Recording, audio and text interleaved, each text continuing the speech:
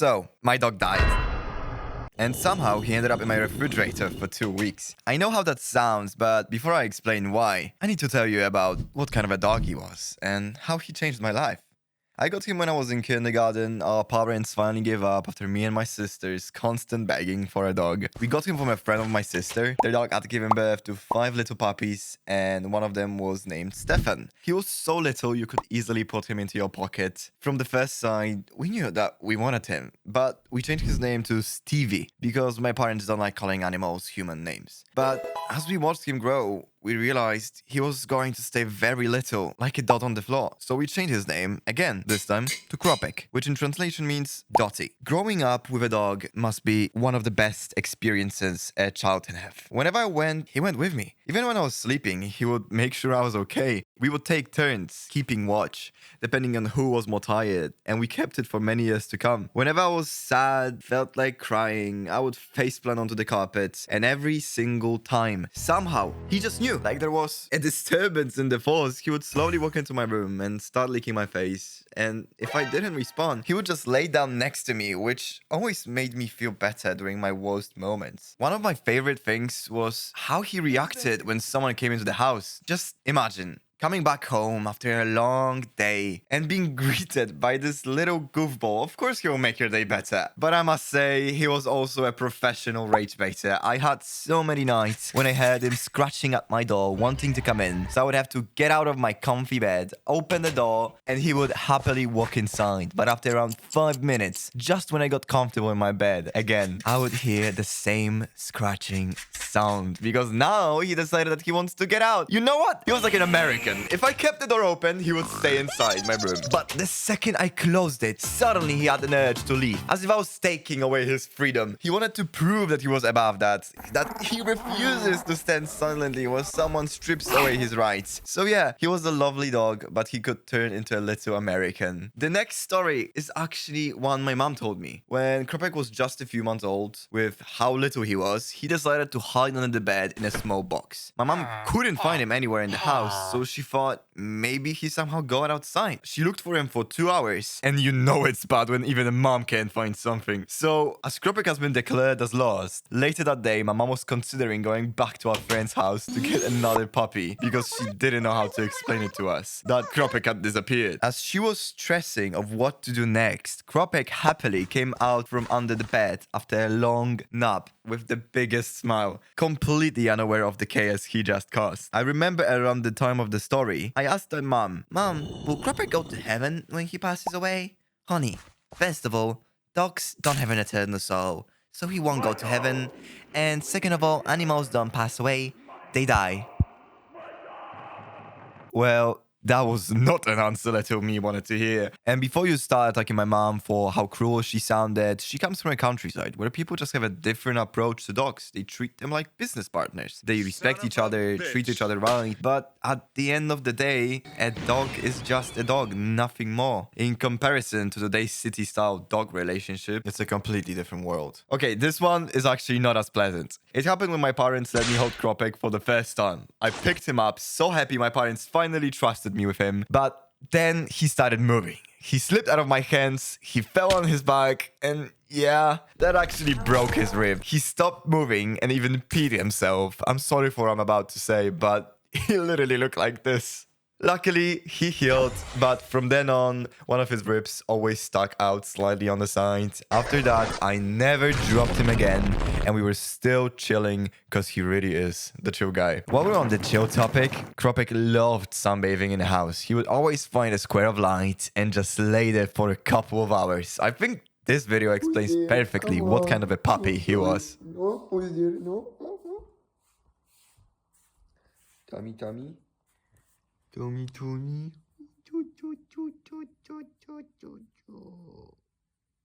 Then the years passed, we both changed. It's funny looking back how different we looked.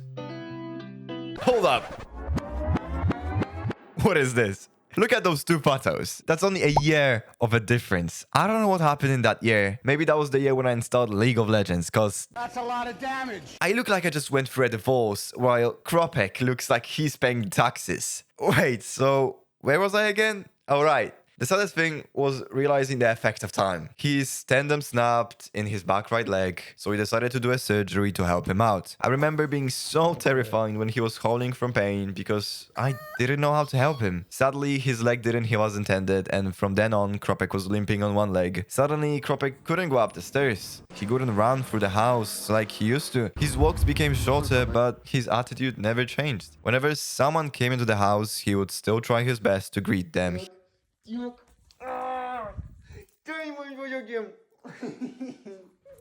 To jest mój ulubiony psiak na świecie. He stayed the same when my oldest sister had her first child. He would lay down next to her and keep watch, like he did with me when I was younger. He was such a loving and caring dog, so it was such a heartbreak when I started to realize he won't be around for much longer. He started coughing. You could see it hurts him, but you couldn't do anything. You could only give him the medication. His legs got weaker. He could barely walk around the house because he was sleeping all the time. So we tried to buy him socks with rubber, but he didn't like them and kept on pulling them off. He couldn't hold his pee anymore, and he had a huge beef with my mom about it because he kept on peeing on the wooden floor. You might think, okay, but he can't control it. So why would you be mad about it? At first, I thought the same, but with time, I realized that he was just again a rage baiter. You can't keep getting away with it! He would pee perfectly on the wood when stoneware was just a step away. And I even can't count the amount of times I got out of my room to go with him for a walk,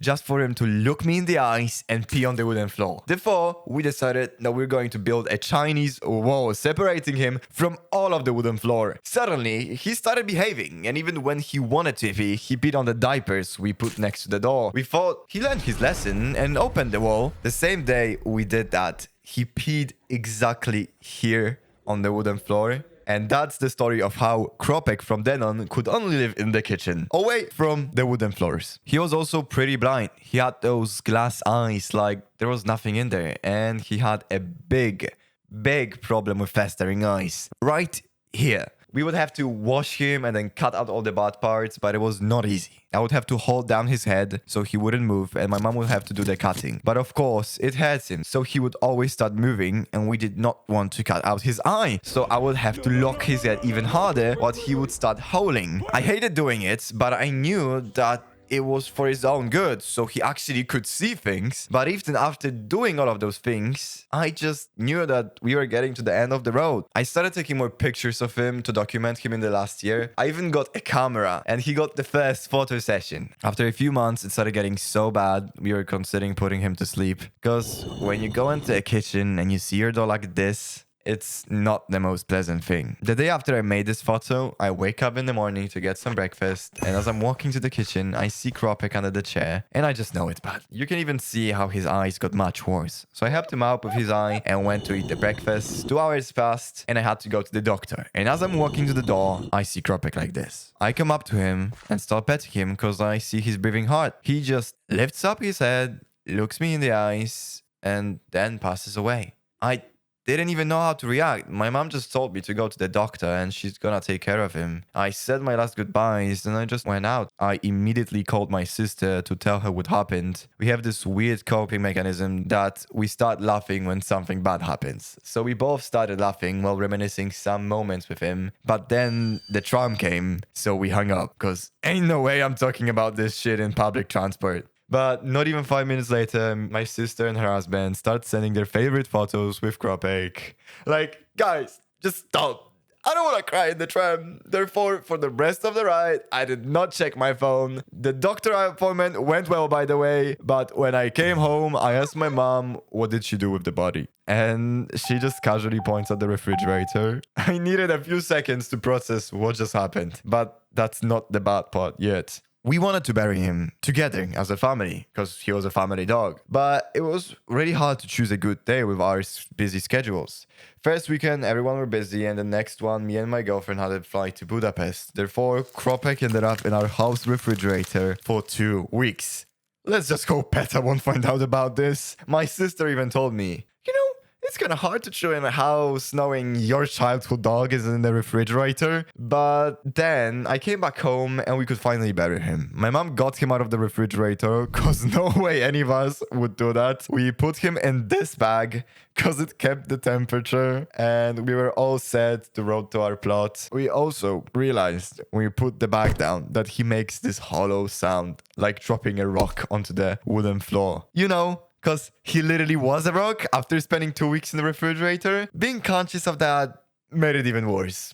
We dug up a hole, put him in there, we buried him, put a big rug on top of it, and said our goodbyes. We are actually planning to make a gravestone with his image to make it a proper grave. Now, I want to talk about how it feels without him now. First of all, I don't feel anything. I feel so hollow when I think of him. Like it never happened. There was only one time I felt it recently, and it was when me and my girlfriend broke up, and I just lay down on the carpet, as always.